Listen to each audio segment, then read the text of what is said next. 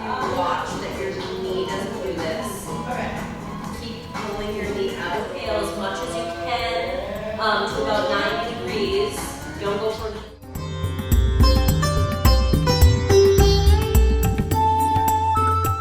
push this knee forward and try to make space between your shoulder and your knee.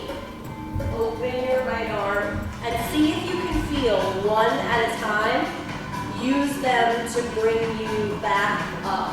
Over your head, keep lifted out of the shoulder, and then lower your hip down to the ground, keeping lifted, so you never want this to happen, right? So you're always lifted out of the shoulder, and then you push back up. So again, it's building the deepest layers of your shoulder joint.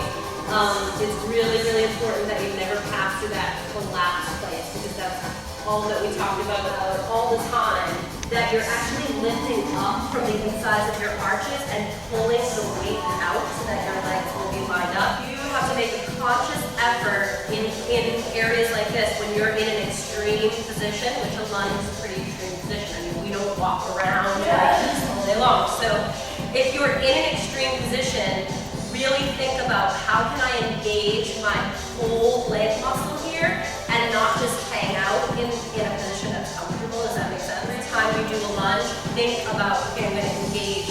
I'm not going to think about this part of my leg, I'm going to think about this. I'm going to see if I can really get this to engage. Same thing sort of with your shoulders. Your shoulders in a way are even more vulnerable because they have a huge amount of range. So you really want to make sure that you build shoulder strength from the inside out. I mean, there's very little that actually connects your arm to the rest of your body. As far as bone, it's really just this. This is all holding your shoulder onto your body, right? So everything else is muscle and tissue and ligament. So it's very important that they're in good workable condition and that they're strong. Because doing in the yoga, in the beginning, to really connect through this part of your shoulder and your arms, you have to really try to strengthen this so that you bring balance to the shoulder. Kick back, pull your center in.